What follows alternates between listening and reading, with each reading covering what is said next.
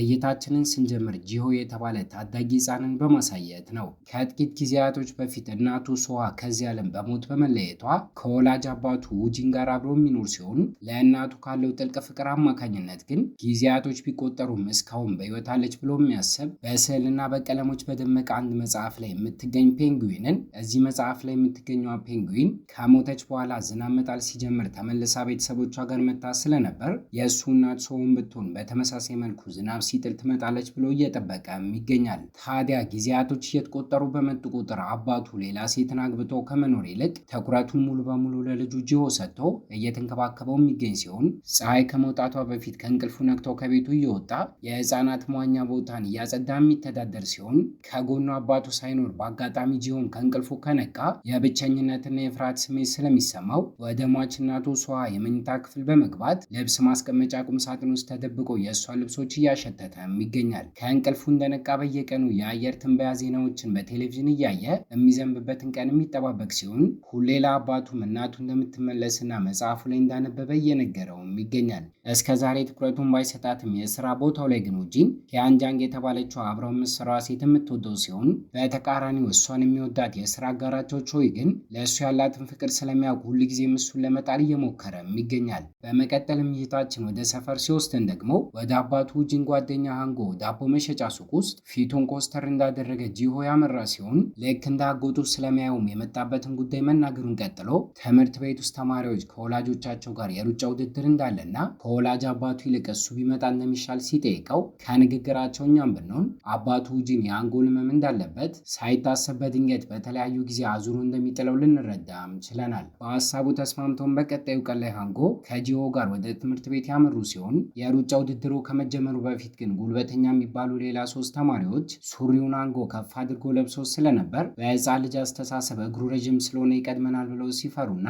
ትክክለኛ አባት ክሱ ባለመሆኑ አንተ አትወዳደርም ለጂሆም ሲሉት ስለ ውድድሩ አስቀድመው አጣርቶ ስለነበር ግን አባቱ ውጂን በድንገት ሲመጣና እሱ እንደሚወዳደር በመናገር ውድድሩ ሲጀመር ይታያል። ከጥቂት ደቂቃዎች በኋላ ግን በበሽታው ምክንያት አያሸንፍም ብሎ አዝኖና አኩርፎ ልጁን ሲመለከት እሱን ለማስደሰት ብሎ ያለ የሌላ ኃይሉን በመጠቀም በፍጥነት በሚሮጥበት ሰዓት ላይ የማጠናቀቂያ መረቡን ከመበጠሱ በፊት እይታው እየቀነሰና ብዥ እያለ መጥቶበት በሚያሳዝን ሁኔታ ራሱን ስቶ ሲወድቅ ይታያል። ሁሉም ነገር ከተረጋጋ በኋላ ነቅቶና ሳያሸንፍ ልጁ እንዳኮረፈ ቤት የተመለሱ ሲሆን ልጁ እንዳያየው ለብቻው እስኪሆን ድረስ ጠብቆ ስቅስቅ ብሎ ሲያለቅስና ባለቤቱ ከመሞቷ በፊት የተቀረጹ ቪዲዮዎችን እያየ ራሱን ለማጽናናት ሲሞክር ይታያል። በአጋጣሚ አንድ ቀን ላይ ግን ዝናብ መጣል ጀምሮ ስለነበር እናቴ ልትመጣ ነው ተከተለኝ በማለት አባቱን ከተኛበት ቀስቅሶ ከብዙ ጊዜያቶች በፊት ስራ ወዳቆመ የባቡር ጣቢያ ይዞ ሲሄድና ለብዙ ደቂቆች ያክል ቢጠብቋትም ልትመጣ ስላልቻለች ግን ተመልሼ አልሄድም በማለት ጂሆ ቢያስቸግረውም እንዴትም አሳምነው ውጂን ግን አቅፎ ይዞት መመለስ ሲጀምሩና ጥቂት እንደተጓዙ ግን ብቻዋን የተቀመጠችን አንዲት ሴት አይተው ስለነበር እማዬ በማለት እየጠራ ጂሆ ወደ እሷ ጋር ሲሮጥና ተከትሎት ላይ ያስቆመው ቢሞክርም ውጂን ራሱ እስኪገረም ድረስ ግን የሴትዮዋ መልክ ከሟች ባለቤቱ ሶሃ ጋር ተመሳሳይ ሆኖ ሊያገኘው ችሏል። ይህ ክስተትም ግራ እንዲገባ ሲያደርገው ልጁ ጂሆም እናቴ ተመለሰች እያለ ሲደሰትና ትውስቷን ሙሉ በሙሉ አጣ ስለነበር ልጅቷ ግን ግራ በመጋባት ስትመለከታቸው ሶስቱም ግራ ቢጋቡም ክስተቱ እስኪረጋጋ ድረስ ግን አሳምነው ወደ ቤቱ ይዟት ሲሄድና ከጎረቤትና ከጓደኞቹ ክስተቱን በሚስጥር እንዲይዘው ግን ውጂን ለጂሆ ሲነግረው ይታያል። ተለጥፈው በነበሩ ፎቶዎች አማካኝነት እሷን ብትሆን ትውስቷን በማጣቷ ይሄ ቤቴ ነው ብላ ያመነች ሲሆን እንቅልፏን እስክተኛ ድረስ ጠብቆ ውጂን ማፍጦ እያየ ሚስቱን ቀብሯት ስለነበር ባያሳምንም ክስተቱን አምኖ ለመቀበል ግን እየሞከረም ይገኛል። ታዲያ ከቀጣዩ ቀን ጀምሮ ቤተሰቡን ለማስተዳደር ጠንክሮ መስራት የጀመረ ሲሆን ግራ መጋባቱ ባይጠፋም በጥቂቱም ቢሆን ቤታቸው ውስጥ ግን ደስታ መመለሱ ይታያል።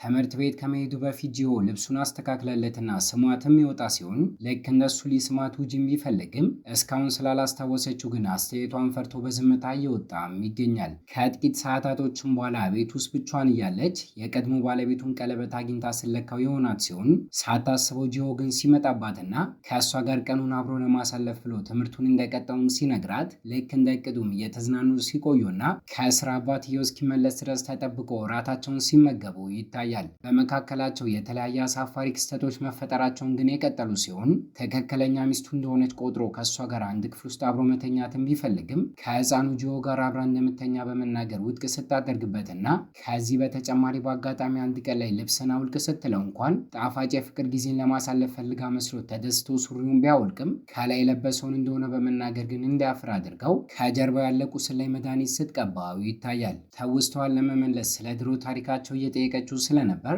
የተተዋወቁበትን መንገድ መናገር ጀምሮ ለ3 ዓመት ያክል አንድ ላይ ተምረው እንደነበር ከትምህርት ውጭ እሱ ደግሞ እውቅናን ያገኘ ዋና ተወዳዳሪ እንደነበር ሲነግራትና እሷ ስለማቸል ግን ያለማምዳት እንደነበር ይሄ ክስተትም ከእሷ ፍቅር እንዲይዘው እንዳደረገው ከእሷ ጋር ለመቀራረብም አሁን ላይ ዳቦ ቤት ከከፈተው ከጓደኛው ሃንጎ ጋር የተለያዩ እቅዶችን ያወጡ እንደነበር ትምህርት ቤት ውስጥ በአጋጣሚ አንድ ቀን ላይ ሁሉም ተማሪዎች የዳንስ ልምምድንም እያደረጉ እያለ አስተማሪው በአጋጣሚ ከእሷ ጋር እንዲደንሱ እንዳደረገና ሲደነባበር ግን በጭንቅላቱ ገጭቶ እንዲነስራት አድርጓት እንደነበር ከልብሷ ላይ ደሟን ለመጥረቅ ሲሞክር እንኳን በአጋጣሚ ጡቷን ነክቷት ስለነበር ክስተቱ እንድትናደስ ስላደረጋት ግን ተጣልተው ዓመቱ መጨረሻ ድረስ እንደቆየችና ሃይስኩል ትምህርታቸውን የሚጨርሱበት የመጨረሻው ቀን ላይ በአጋጣሚ ግን 3 ዓመታት ያክል እሷን ስታፈቅራት ቆይታል፣ ስለዚህ ንገራት በማለት ሃንጎ ሀሳብ እያቀረበለት እያለ ሶሃ ማስታወሻ ደብተር ይዛ እነሱ ጋር እንደመጣችና እስከ ዛሬ ተጣልተው ቢቆዩም ሊለያዩ በመሆኑ ግን የስንብት ቃላቶችን እንዲጽፍላት እንደሰጠችው ሲጨርስም እስክሪብቶውን እንኳን ሳትመልስለት ትታው እንደሄደች ልንመለከት ችለናል። ከጥቂት ወራቶች በኋላ ኮሌጅ ገብተው ትምህርት ከጀመሩ በኋላ ግን ከዚህ ቀደም ይዛበት የሄደችውን እስክሪብቶ ልክ እንደ ምክንያት ተጠቅሞ ሲደውልላት ድምጿን እየሰማ ግን የማናገር ድፍረቱን ሳያገኝ ቀርቶ ደጋግሞ ስልኩን እየዘጋው ውትድርና ግዴታውን ለመወጣት እድሜው ደርሶ ስለነበር ጨርሶ እስከሚወጣ ድረስ ለ2 ዓመታት ያክል በዚህ መልኩ ሁኔታዎች ሲቀጥሉ ይታያል። ራሱን እንዴት ማደፋፍሮ ዓመታቶች ቢቆጠሩም እስክሪብቶውን መልሺ በማለት ግን ተሳክቶለት በመጨረሻም እንዲገናኙ የተቀጣጠሩ ሲሆን ከለሩ ፒንክ የሆነ ሱፍን ለብሶ ግን ጅል እስኪመስል ድረስ በቀጣዩ ቀን ላይ ጉዞ ሲያደርግና ትምህርት ቤት ከሚያውቃት በላይ እሷን አምሮባት ሲያገኛት ሁለቱም አይናፋር ነገር በመሆናቸው ግን ለጥቂት ደቂቃዎች ያክል እስክሪብቶውን መልሳለት እየተፋጠጡ ከቆዩ በኋላ ትታውና ተሰናብታው ልትሄድ ስትል እራት እንዲጋብዛትና ዴት እንዲወጡ በመጠየቅ ተስማምታለት ወደ ካፌ ውስጡ ሲጋብዛትና ከጨረሱ በኋላ በሚያስቅ ሁኔታ ባሳስ ይዞ ቢሸኛትም ከባድ ዝናብ እየዘነበበት ቢሆንም ተከታትሎ መኪናውን በማስቆም ግን እስከዛሬ በውስጡ የያዘውን ፍቅር ራሱ እንዴት ማደፋፍሮ ሲናገርና እሷም ተወደው ስለነበር ግን ጥያቄውን እንደተቀበለችው ነግሯት በክስተቱ አሁን ላይ እሷ ስስቅበት ይታያል። አስቀድሜ እንደነገርኳችሁ እሷ አብረው መኖር ከጀመረችበት ጊዜ ጀምረው ቤት ውስጥ ደስታ የሞላ ሲሆን ይሄ ክስተትም ከድሮ በላይ ስራ ቦታ ላይ እንኳን ደስተኛ እንዲሆን ሲያደርገው የስራ አጋሩና የምትወደው ሂያንጃንግም የተፈጠረ ነገር እንዳለ በማሰብ መጠራጠር ስትጀምርና ቤት ውስጥ ብቻዋን ቀን የምትውለው ሶሃ ደግሞ ተውስቷን ለመመለስ እየሞከረች ስለነበር የተዘጋና አሮጌ ቤትን አግኝታ ከፍታ በምትገባበት ሰዓት ላይ የተለያዩ በእስራስ የተሳሉ የቤተሰብ ስዕሎችን ልታገኝ ችላለች። ህፃኑ ጂሆን ቢሆን አስቦበት ባይሆንም ሁለቱን ግን የበለጠ ለማቀራረብ እየሞከረ ይገኛል። ታዲያ በአጋጣሚ አንድ ቀን ላይ ምሽት አካባቢ ግን ከትምህርት ቤት ጀምሮ ጓደኛው የሆነው ሃንጎ የፔንጉዊን አሻንጉሊት ልብስን በመልበስ ህፃኑ ጂሆን ለማስደሰት የመጣ ሲሆን ሶሃ ቤት ውስጥ እንዳለች በሚስጥር ይዞት የነበረው ውጂን ግን ይህንን ክስተት እንዳይመለከት ሊያስወጣው ሲሞክርና ሳይሳካለት ቀርተው ግን እየታገለው እያለ ጫጫታውን ሰምታ እሷ በመምጣቷ ሲመለከታት ከብዙ ጊዜ በፊት ሞታለች ብሎ ስለሚያስብም መንፈስ ያየ መስሎት መሬት ላይ ሳይቀር ሲወድቅና ሰክሯል በማለት ውጂን ግን ጉዳዩን ለማስቀየስ ሲሞክር ይታያል። 야, 나가서 아가씨 우리 아버지. ሁሉም ነገር ከተረጋጋ በኋላ ከዚህ ቀደም ያቋረጠላትን ታሪካቸውን እንዲናገር አድርገው መኪና አስቁሞ ፍቅሩን ከተናዘዘ በኋላ የዴት ቀጠሮችን ማድረጋቸውን እንደቀጠሉ ሲኒማ ቤት ውስጥ እያሉ በአጋጣሚ አንድ ቀን ላይ በሚያስቅ ሁኔታ የእሷን እጅ ይዛለሁ ብሎ ሲደነባበር በስህተት የሌላ ሰው እግር እንኳን ነክቶ እንደነበር ሁኔታው ስለገባት ግን ጨርሰው ከወጡ በኋላ የእሱ ኪስ ውስጥ እጇን በመክተት እንዲነካኩ እንዳደረገች ሲነግራትና ይሄ ክስተትም በጥቂቱም ቢሆን ትውስቷን እንዲመለስላት ሲያደርጋት የበለጠ እንድታስታውስ የሳምንቱ መጨረሻ ላይ በሳይክል ወደ አንድ ተራራማ ቦታ ይዟት ከሄደም በኋላ ታሪካቸውን እየነገራትና የበለጠ እየተቀራረቡ መጥተው እዚሁ እንዳሉ ይህንን አጋጣሚ በመጠቀም ሲስማትም ይታያል። ቀናቶች እየተቆጠሩ በመጡ ቁጥር ዳግም በመካከላቸው ፍቅር እየተፈጠረ ሲመጣና ሚስቱ እንደሆነች አምና ተቀብላ ቀለበቱንም ቢሆን ስታደርገው በሚያሳዝን ሁኔታ ደስታቸው ግን ብዙም ሳይቆይ በህመሙ አማካኝነት በተደጋጋሚ ራሱን እየሳተ ስለነበር እስካሁን በሚስጥር ቢዜውም ስለ ጉዳዩ ስትጠይቀው ግን ከዚህ ቀደም ድሮ ላይ የፍቅር ግንኙነትን ከጀመሩ በኋላ ውድድሩ ላይም ቢሆን አሪፍ ውጤትን እያስመዘገበ ስለነበር ከእሷ ስጦታዎችን ሲያገኝ ደስተኛ በመሆን ከዚህ በላይ የበለጠ እንድትወደውና እንድታደንቀው በማለት ከጠዋት እስከ ማታ ድረስ ካለ እረፍት ልምምዶችን ቀጥሎ እንደነበር፣ ውሃ ውስጥ እንዳለ ግን አንድ ቀን ላይ ራሱን እንደሳተና ሕክምና ቦታ ተወስዶ ምርመራ ከተደረገለት በኋላ በአንጎል እጢ ህመም እንደሚሰቃይ እንደተነገረውና ይሄ ክስተትም በህይወቱ ላይ ተስፋ እንዲቆርጥ አድርጎት ከአጠገቡ እሷን ለማራቅ ብሎ እንደማይወዳት እንኳን በመናገር ግንኙነታቸውን እንዲቋረጥ እንዳደረገ ተሳክቶለት ለድፍን 1 ዓመት ያክል ተጣልተው ቢራራቁም እሷ የምትገኝበት ከተማ እያመራ ግን ከርቀት ደህንነቷን ለማረጋገጥ ይሞክር እንደነበር፣ ከሌላ ሰው ጋር የፍቅር ግንኙነትን እንደጀመረች ማውቀው እንደነበረና እሷን ለመርሳት ቢቸገርም በአጋጣሚ አንድ ቀን ላይ ደውላለት ግን የድሮ ባቡር ስቴሽኑ አካባቢ እንዲገናኙ በመቅጠር በአካል እንዲገናኙ አድርጋ ህመም ቢኖርበትም እንዲጋቡ እንደምትፈልግ በመናገር ግን ተቋርጦ የነበረውን ፍቅራቸውን ዳግም እንደቀጠሉት ሊነግራት ችሏል። ከዚህ ክስተት በኋላ ድሮ ላይ ትጽፍበት የነበረውን ዲያሪ ማግኝታ እያነበበች ከድሮ በላይ የበለጠ ለእሱ ያላት ፍቅር እየጨመረ የመጣ ሲሆን ልክ እንደ ልጁ ውጂንም ቢሆን ተረቱ ላይ የተጻፈውን ነገር በማመኑ የሚወዳት ሴት ተመልሳ የመጣችው በዝናብ ወቅት በመሆኑ ይሄ ዝናብ ሲያልቅና ክረምቱ በሚወጣበት ሰዓት ላይ ትታኝ ትሄዳለች ብሎ አስቦ ከጓደኛው አንጎ ጋር በሚያስቅ ሁኔታ የባቡር መንገዱን እንጨት ደርድሮ ለመዝጋት እየሞከረ ይገኛል። የህፃኑ ጂዮ ልደት ቀንም ደርሶ ስለነበር እያከበሩለት ደስተኛ ቢሆኑም ተአምር በሚመስል መልኩ ከሞት ዳግም እንደተመለሰችው ክረምቱ ሲወጣ ግን ትታቸው እንደምትሄድ ሰዋም እየተሰማት ይገኛል። ከጥቂት ሳምንታቶች በኋላ ጂዮ ትምህርት ቤት ውስጥ ፕሮግራምን ያቀርብ ስለነበር ልክ እንደ ሌሎች ወላጆች ተገኝታ ሞራሉን ለመጠበቅ የሞከረች ሲሆን ደስተኛ እንዲሆን አድርገውና ጨርሳ ቤቷ ስትመለስ ግን የክረምት ወቅት አልቆ ፀሐይ መውጣት ሲጀምር ስትመለከትና ይህ ክስተትም ተመልሳ የምትሄድበት ሰዓት እንደደረሰ እንድትረዳ ሲያደርጋት ልክ እንደሷ ስራ ቦታ ላይ የሚገኘው ውጂንም ቢሆን ሁኔታው ስለገባው ስራውን አቋርጦ በቻለው ፍጥነት ወደ ቤት መመለስ ሲጀምርና ሶዋ ግን ጉዞዋን ቀጥላ ስለነበር የተገናኙበት የባቡር ጣቢያ ላይ ትታው እንዳትሄድ ደርድሮት የነበረው እንጨት ተከፍቶ ስትመለከትና እያዘነችም ቢሆን ጉዟን ግን ስትቀጥል ከትምህርት ቤት ተመልሶ ህፃኑ ጂዮ መጥቶ ስለነበር ግን እያለቀሰች አቅፋ ከተሰናበተችው በኋላ በድጋሚ ትተሽኝ አትሂጂ በማለት እየተማጸናት ሲሆን እሱን ስትወልደው ህይወቷ በማለፉ ለመሞቷ ራሱን ጥፋተኛ አድርጎ ሲናገርና በሳይክል እየፈጠነና እየተጓዘ የነበረው ውጂን ደግሞ በጥቂቱም ቢሆን የመኪና አደጋ አጋጥሞት እግሩ ላይ ጉዳት ቢያጋጥመውም እያነከሰ ወደ ጫካው ደርሶ ግን ሲያገኛትና እያለቀሰና አይኖቹን ባናዝለው እያያት ከአጠገቡ ተሰልባ ስትጠፋ ይታያል።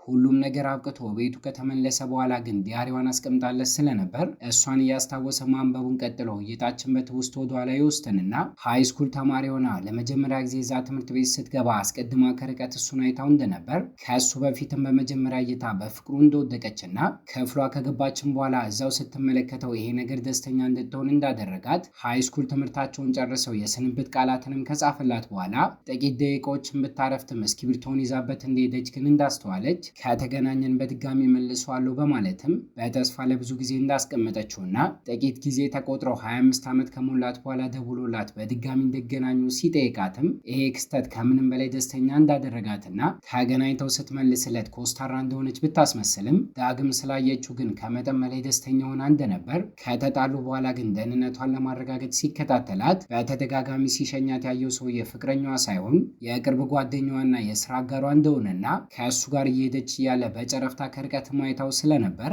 እስካሁን ለእሱ ያለው ፍቅር እንዳልጠፋና እንደሚከታተላት በማስተዋሏ ደስተኛውና ከመኪናው በመውረድ ልታገኘው በዝናብ እየደበደበች እሱ ጋር ብታመራም ሳይሳካላት ቀርቶ የመኪና አደጋ እንዳጋጠማትና ተውስቷን ሙሉ በሙሉ ረስታ ከብዙ ጊዜ በኋላ ራሷን ባቡር ሀዲዱ ጋር እንዳገኘችው፣ ሁለተኛ እድልንም ህይወት ሰታት በእነሱ ምክንያት ትውስቷን ዳግም እንዳገኘችና ከትምህርት ቤት ፍቅሯ በተጨማሪ ከአዲስ ከውጂንም ፍቅር እንደያዛት ክረምቱ ሲያበቃም ዳግም እንደምጠፋ እንደምታውቅ ልንረዳ ችለናል። ታሪኩ ግራ የሚያጋባና ውስብስብ በሚመስል መልኩ ከሰዓታቶች በፊት ውጂን እያያት ከቦታው በና ብትጠፋም እይታችን ወደ እሷ ጋር ይወስድንና ራሷን ግን ሆስፒታል ውስጥ ስታገኘው ለ6 ሳምንታት የሚያክል ከመኪናው አደጋ በኋላ ኮማ ውስጥ እንደቆየችና እስካሁን የተፈጠረው ነገር በሙሉ በህልሟ እየተመለከተችው እንደነበር፣ ሰዓቱና ጊዜውን ቢሆን ገና ከሱ ጋር ትዳርን ሳትመሰርትና ልጅን ሳትወልድ የነበረበት በመሆኑ ትንቢት በሚመስል መልኩ በህልሟ ብታየውም ወደፊት የሚፈጠር ነገር እንደሆነ አምና ስትቀበልና እጣ ፋንታዋን ተከትላ ከኡጂን ጋር ተታርቃ ወደ ትዳር ከገባች በ32 ዓመቷ ልጇን ከወለደች በኋላ ህይወቷ እንደሚያልፍና እጣ ፋንታዋን የመቀየር እድል ስላላት ግን ኡጂንን ትታ ከሌላ ሰው ጋር በመጋባት የሚፈጠረውን ነገር የመመልከት እድልን ብታገኝም ከትምህርት ቤት ጀምሮ የምታፈቅረውን ሰው ትታ ከሌላ ሰው ጋር ደስተኛ ሳትሆን ከመኖር ይልቅ ግን ደስተኛ ሆና በ32 ዓመቷ መሞትን በመምረጧ ስልክ ደውላለት የባቡር ጣቢያው አካባቢ እንዲገናኙ በማድረግ ከነ ህመሙ ደስተኛ ሆና እንደምታገባው እንደነገረችው ስንመለከትና ታሪኳን ዲያሪው ላይ ጽፋው ስለነበር ኡጂን እያነበበው ሁሉንም እውነታ ሲረዳም ይታያል። በፊልሙም የመጨረሻ ትዕይንት ላይ እይታችን ከብዙ ዓመት በኋላ ወደፊት ይወስድንና ህፃኑ ጂሆ አድጎና ልክ እንደ አባቱ ወንድ ሆኖ ከአጠገቡ እናቱ ባትኖርም ከመሞቷ በፊት ግን እድሜው ከፍ እያለ በመጣ ቁጥር እንዲያነበው ለእያንዳንዱ የልደት ቀናቶቹ ደብዳቤና ካርዶችን አስቀምጣለት ስለነበር አሁን ላይ ሲያነበውና እድለኛ ሆኖ አባቱ የአንጎል እጢ ቢኖርበትም እስካሁን ግን በህይወት ቆይቶ ደስተኛ ህይወትን ሁሉም አንድ ላይ ሲኖሩ እያየን እይታችንን እዚህ ላይ እናበቃለን። ሴቶች እስኪ አንድ ጥያቄ ልጠይቃችሁ። ፊልሙ ላይ እንዳየነው ልክ እንደ ሶሃ እናንተ የወደፊቱን የመመልከት እድል ብታገኙ ከእሷ ጋርም ተመሳሳይ የሆነ ዕጣ ፈንታ ቢደርሳችሁ የምትሞቱበት ቀን ቅርብ እንደሆነ እያወቃችሁ ልክ እንደ እሷ ከምትወዱት ሰው ጋር አብሮ መኖርን ትመርጣላችሁ? እስኪ ሀሳባችሁን በኮመንት ሴክሽን ላይ አስቀምጡልን። ከተመቻችሁ ላይክ፣ ለቻናሉ አዲስ ከሆናችሁ ሰብስክራይብ በማድረግ በቀጣይ በሌላ ቪዲዮ እስኪያገናኘን ቸር ያቆየን።